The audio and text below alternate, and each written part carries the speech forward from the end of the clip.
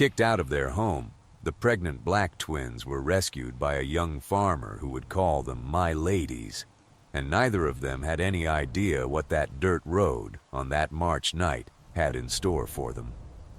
The rain came down suddenly. It wasn't that fine drizzle you can ignore. It was a wall of water, thick and cold, the kind that soaks you to the bone in less than a minute.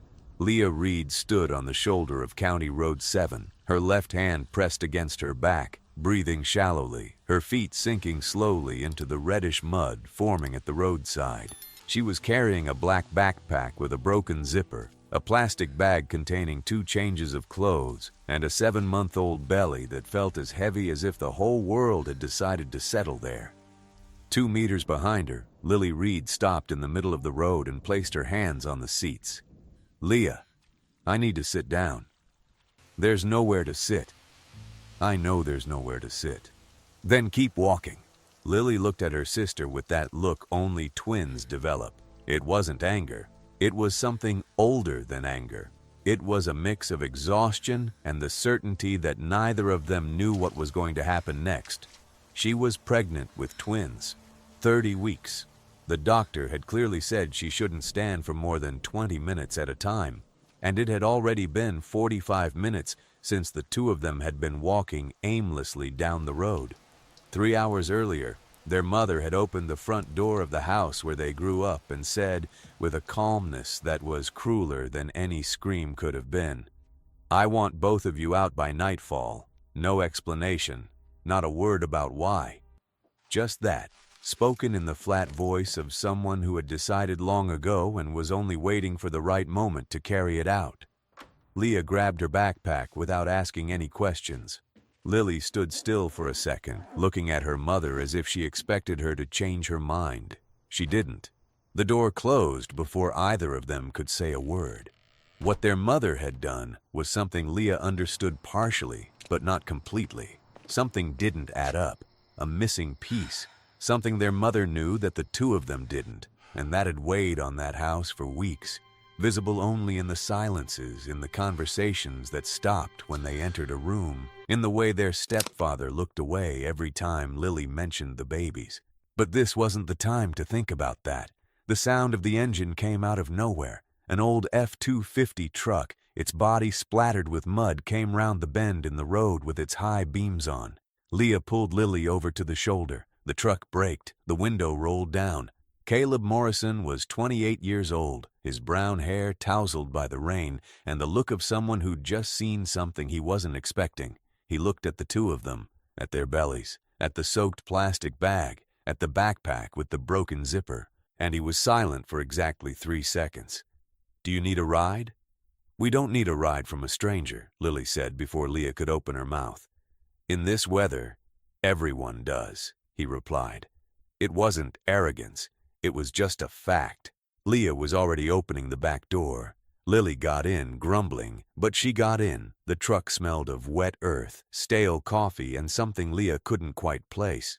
Wood, leather, she didn't know. As Caleb drove silently down the road, she pressed her forehead against the glass and watched the rain outside. Her right hand instinctively closed around the gold locket she wore around her neck, small, oval, with an engraving she'd never quite been able to make out. Her grandmother had left it just to her, not to Lily.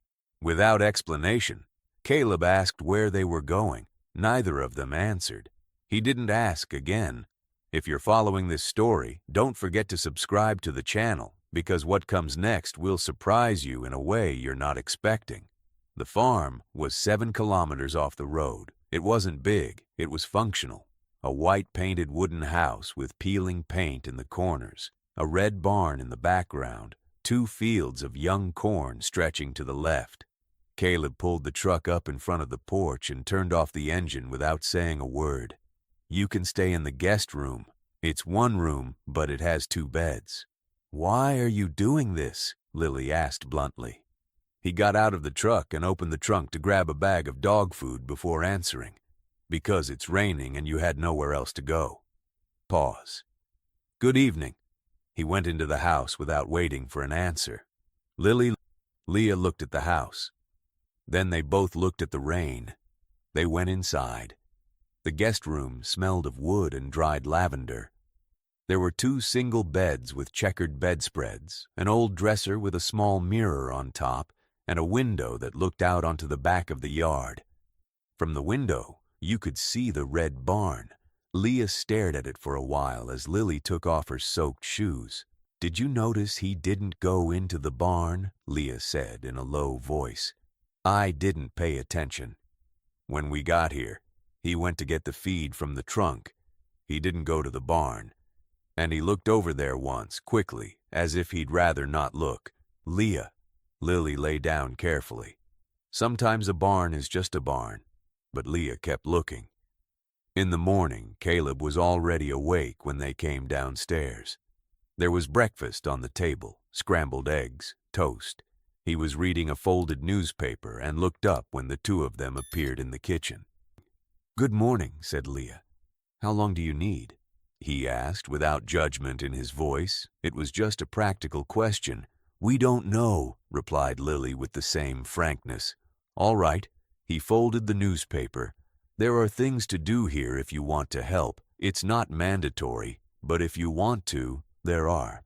That's how it began. No contract, no speech, no drama. Leah started helping in the garden. Lily, who couldn't exert herself, stayed in the kitchen organizing what was out of place, and there was a lot out of place in that house. Pots on the wrong shelf, unlabeled spices, a handwritten shopping list taped to the fridge with items that had never been crossed off. On the 3rd day, while Leah was planting lettuce and Caleb was fixing a fence nearby, she asked, "How long have you been living here alone?" 2 years. "Was there anyone here before?" He tapped the hammer against the stake before answering. "My wife." No further questions. He said nothing more. But that night, while clearing the dishes after dinner, Leah saw a photo stuck under the kitchen shelf. Small, almost hidden, a young blonde woman laughing with her eyes closed, and behind the photo, partially visible, the corner of a folded piece of paper with the logo of a law firm. She didn't touch anything. The following week, the town doctor came for a routine visit that Caleb had scheduled when he learned of Lily's condition. Dr. Bernard Gomez was a man in his 60s, with thin-rimmed glasses and precise hands. He examined Lily carefully, checked her blood pressure and the baby's development, and jotted everything down in a notebook. Then he looked at Leah and paused. It wasn't a natural pause. It was the kind of pause that happens when someone recognizes something they didn't expect to see. His eyes went to the locket around Leah's neck, then to her face, then back to the locket. "Whose daughter are you?" he asked, too slowly to be casual. "Sandra Reed," Leah said.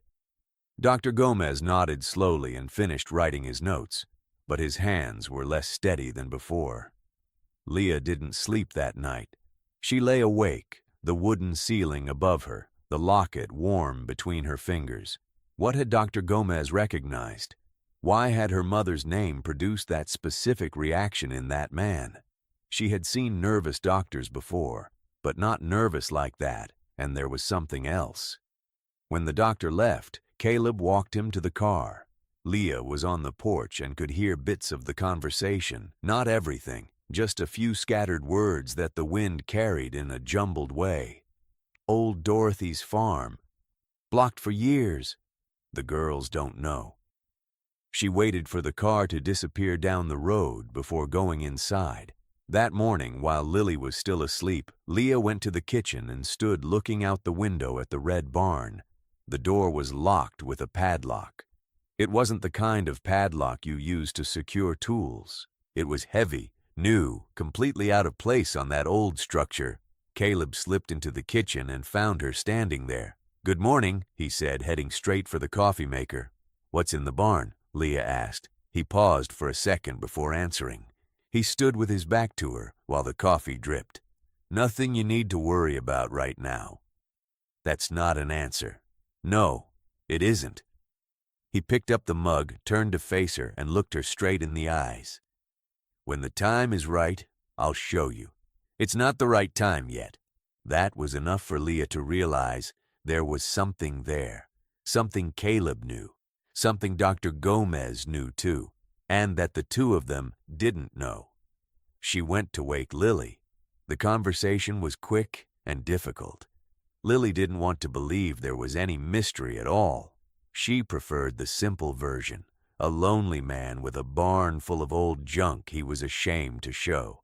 But Leah knew her sister better than anyone, and she knew Lily was protecting herself, because if there was something there that would change everything, Lily wasn't ready to be changed. It was that afternoon that Lily's phone rang. The number was their stepfather's, Raymond Morales. Lily answered because she couldn't help but answer. His voice was low, controlled, the kind that masks a threat as concern. "You need to come home, Lily." "I don't have a home anymore." "You need to come back before I have to take legal action." Lily was silent for a second. "What kind of action?" "You're a minor. Your children will be born without a registered father. I have a lawyer who can ensure custody goes to the state even before the birth if I want." "You wouldn't do that." "I've already signed the papers, Lily. I just haven't filed them yet." The call ended. Lily sat on the edge of the bed for a long time, holding her phone. Leah stood beside her without saying a word. Sometimes there are no right words. Sometimes there's only the shared weight of knowing that the person who was supposed to protect you was the first to set the trap. That was when Leah understood what their mother knew and why they'd been expelled. Raymond Morales was the father of Lily's babies. Leah didn't tell Lily what she'd figured out. Not yet. There was an order to things, and the order mattered. She went to Caleb that night after dinner when Lily had already gone to bed early because she was so tired. She found him on the porch, sitting in an old rocking chair, looking out at the cornfield with a cup of tea growing cold in his hand. "Tell me about old Dorothy's farm," she said, sitting on the porch step. Caleb showed no surprise. He just narrowed his eyes slightly as if weighing how much to reveal. "You overheard the conversation with Gomez." "Just bits and pieces." He set the cup on the floor. "Dorothy Reed was your grandmother." Leah already knew. She didn't know she knew, but she knew. "She died 4 years ago," Caleb continued. "She left this farm to her granddaughters, not to your mother, directly to her granddaughters. It was in the will." "And why didn't we ever know?" "Because your mother contested the will before you turned 18, and the case was blocked by a lawyer who works with your stepfather." The silence between them lasted a while. "So this farm is ours? Legally, it's still in dispute, but the original documents are in the barn. Your grandmother asked me to keep them before she died. She knew something like this was going to happen." "Did you know her?" "She was a friend of my father's." Long pause. "When my wife died, it was Dorothy who stayed with me for the first few months. A 72-year-old woman who showed up every morning with coffee and sat in the kitchen without needing to talk." His voice didn't tremble, but it was close to it. "When she got sick, she told me, 'Caleb, when my girls arrive, you take care of them.' They'll arrive without knowing they've arrived." Leah stared out at the field. "She knew we'd show up here. She didn't know when, but she knew it would happen. The turning point wasn't a scream. It wasn't a cry. It was a 3-minute silence in which Leah sat completely still, processing the fact that the grandmother she barely knew had built a protective network around them even before she died. The locket, the farm, Caleb, everything was connected, and the connection had been woven by an elderly woman who understood that her daughters wouldn't protect her granddaughters. The next day, Caleb opened the barn. There was nothing dramatic inside. It was a farm barn, smelling of straw and old wood.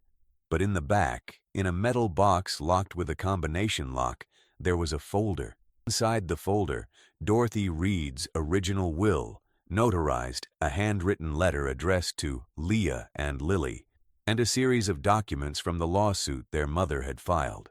And there was something else, too, a statement signed by Dr. Bernard Gomez, dated 2 years ago, stating that he had been pressured by Raymond Morales to sign a false document regarding Dorothy Reed's mental incapacity. the central argument their mother had used to contest the will. Gomez had signed it at the time, and then he had kept a copy here, waiting. Lily's babies were born one May morning, 6 weeks after a March night when 2 pregnant women walked alone on a dirt road in the rain. It was a quick delivery by any standard, 3 hours, at the town hospital 18 kilometers from the farm. Caleb drove. He stayed in the waiting room with his hands clasped and his knees slightly turned inward, the way someone who has learned to wait out difficult things without needing to be at the center of them. Leah stayed inside, holding her sister's hand. 2 boys. Healthy. 7 hours later, Lily was lying in the hospital bed with a son in each arm, her eyes moist, her breathing steadying, and a smile that wasn't one of relief. It was one of recognition. As if she were finally seeing something she had been waiting for, without knowing she was waiting. Caleb entered the room cautiously, as always. He stood near the door. "Are they okay?" he asked Leah. "They're fine," she corrected, pointing to the babies. He smiled on one side of his face, a small, almost shy smile. 3 days later, sitting on the porch of Dorothy Reed's farm, now legally in the process of being transferred to Leah and Lily, with Dr. Gomez having withdrawn the false statement and signed a new, truthful one, Caleb said something neither of them ever forgot. It wasn't a dramatic moment. Lily was breastfeeding. Leah was reading the documents for the 10th time. The sun was setting behind the cornfield, and the light had taken on that orange hue that makes everything seem less urgent than it was. "When my wife died," Caleb began, looking straight ahead, "I spent a long time thinking there was nothing left here that needed me. The farm carried on. Things grew. The animals needed feeding. But nothing really needed me." He paused. "Dorothy once told me, life will send you someone who needs a place to stay. Don't ask why. Just open the door." Lily looked up from the babies. "That's why you stopped the truck." "I stopped the truck because it was raining and you were pregnant in the middle of the road." Pause. "But yes, that's part of it too." The case against Raymond Morales took time. These things always do. But the lawyer Dr. Gomez recommended had experience with will fraud cases, and the amended affidavit was enough for the judge to dismiss Leah and Lily's mother's appeal and freeze any custody proceedings Morales had prepared. Their mother didn't call. She didn't go to the hospital. She didn't send a message. Leah thought about it several times, but each time she thought about it less. There was a difference between understanding someone and needing someone.